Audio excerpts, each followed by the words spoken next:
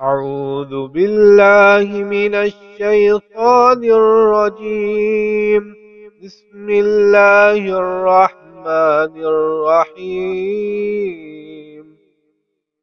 وعلیکم ورحمۃ اللہ۔ جی میرے پیارے بھائی یاسر، آپ کا سوال ہے لوگ لوڈو کھیلتے ہیں۔ جی ہاں، لوگ لوڈو بھی کھیلتے ہیں اور لوگ کیرم بورڈ بھی کھیلتے ہیں۔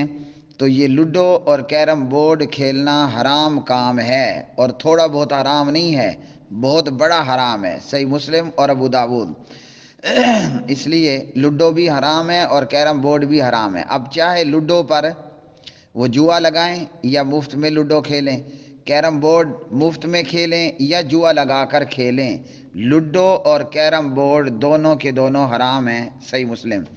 اسی طرح مزید آپ کے سوال میں ایڈ کرتا ہوں، بعض دفعہ لوگ تاش بھی کھیلتے ہیں اور بعض دفعہ لوگ کرکٹ بھی کھیلتے بھی ہیں اور دیکھتے بھی ہیں۔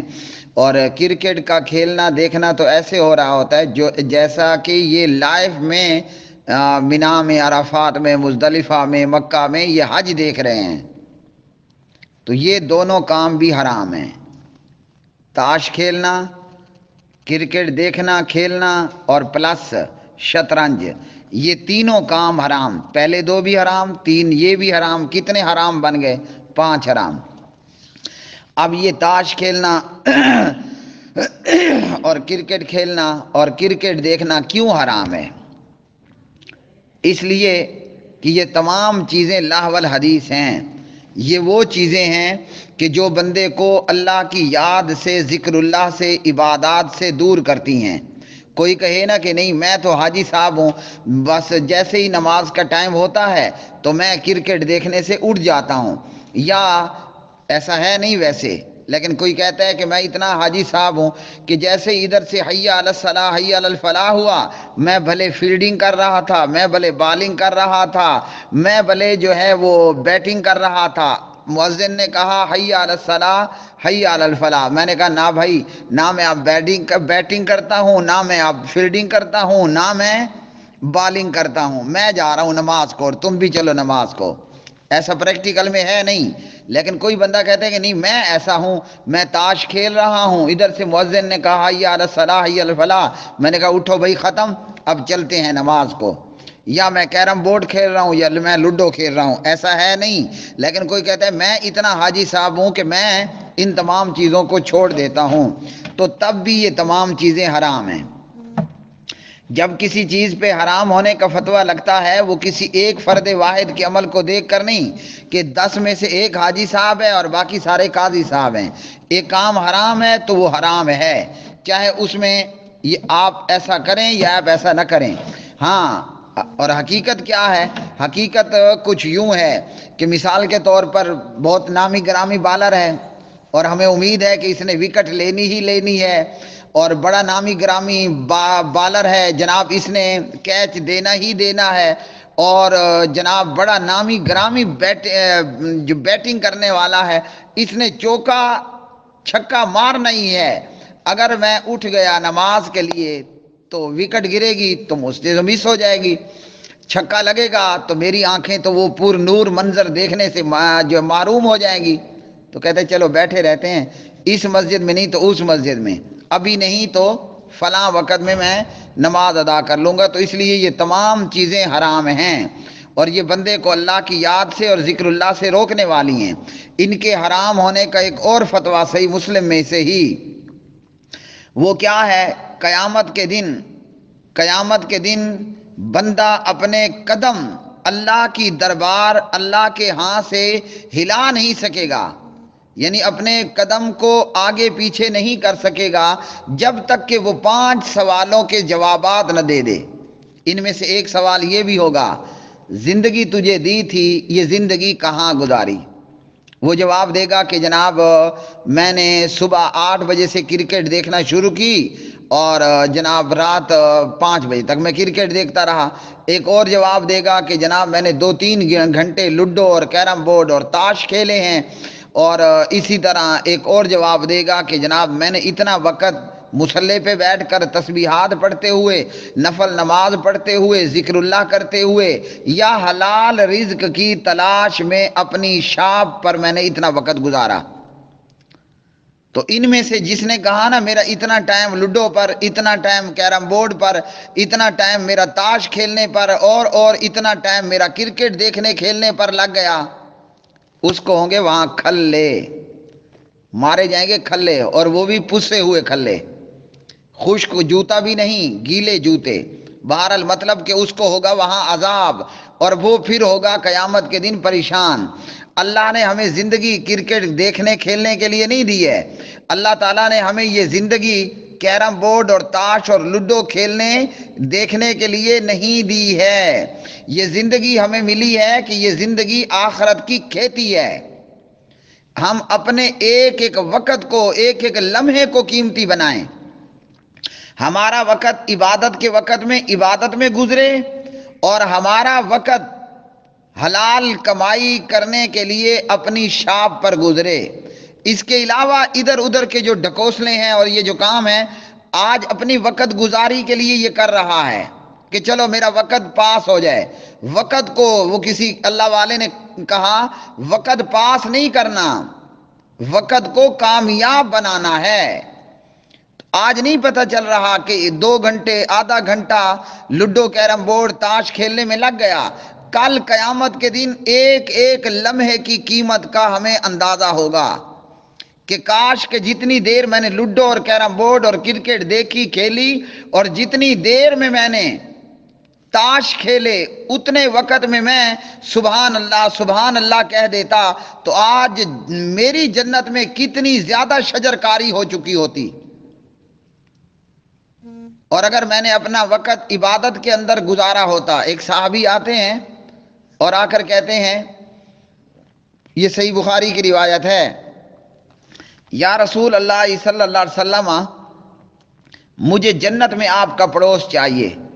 آج ہم کہتے ہیں نا کہ ہمیں وہ علاقہ رہائش کے لیے ملے جو بڑا بہترین علاقہ ہو، صاف ستھرا علاقہ ہو، اس کے اندر زیادہ سے زیادہ سہولیات ہوں، وہ زیادہ سے زیادہ جو ہیں وہ بڑے طبقے کے لوگوں کا علاقہ ہو۔ یہ چاہتے ہیں نا، یہ ہماری چاہت ہے۔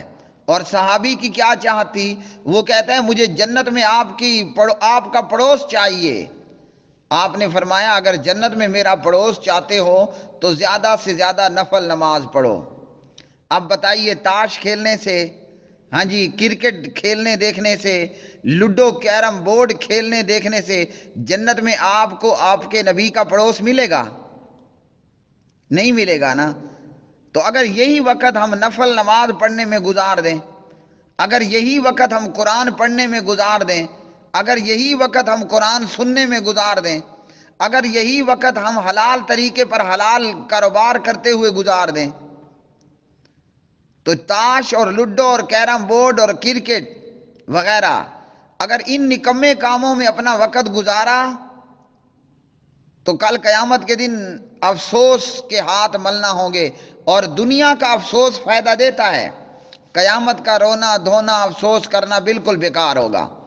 آج اگر دنیا میں ایک آنسو بھی گر جائے وہ کل قیامت کے دن کا خزانہ بن جاتا ہے، اور قیامت کے دن میں جہنمی لوگ، میں کہتا ہوں کنٹینروں کے کنٹینر آنسو بہا دیں گے، کوئی ویلیو نہیں ہوگی، کوئی فائدہ نہیں ہوگا۔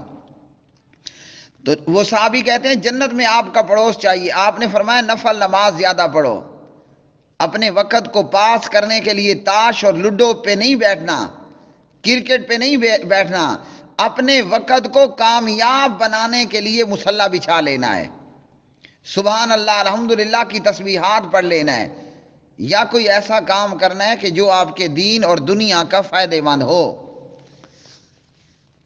تو ہمیں چاہیے کہ ہم اپنے وقت کو قیمتی بنائیں اور کامیاب بنائیں، اور ان برے اور فضول کاموں سے، شیطانی کاموں سے اپنے آپ کو دور رکھیں۔ یہ آج ہیں اور کل مر جائیں گے۔ جن دوستوں یاروں کے ساتھ بیٹھ کر ہم کرکٹ کھیلتے اور دیکھتے ہیں، تاش کھیلتے اور دیکھتے ہیں، ہمارے مرنے کے بعد یہ 10 منٹ بھی اضافی آپ کی اور میری قبر پر کھڑے نہیں ہوں گے۔ ایک بڑے خان صاحب کا جنازہ تھا اور بڑے اس کے دنیا کے اندر دوست یار تھے اور بندہ بھی ہائی لیول کا ایڈوکیٹ تھا اور پیسہ روپیہ بھی بہت زیادہ تھا۔ میں نے اپنی 2 آنکھوں سے اس کا حال دیکھا۔ جب وہ مرا، اس کی قبر پر تدفین کے بعد، دفن کرنے کے بعد میں پیچھے آدھا گھنٹہ کھڑا دیکھتا رہا۔ خیر میرے کھڑنے کا مطلب اس کے لیے دعائیں کرنا تھا، لیکن اس آدھے گھنٹے کے اندر میں نے دیکھا ایک اس کا جگری یار بھی 2 منٹ اضافی کھڑا نہیں ہوا کہ حاجی صاحب مر گیا ہے، میرا دوست تھا، مجھے کھلاتا تھا، پلاتا تھا، میرے ساتھ بڑے بیٹھکیں کیا کرتا تھا، آج میں 15 منٹ اس کی قبر پہ زیادہ کھڑا ہو جاؤں۔ سب چھوڑ چھاڑ کے چلے گئے۔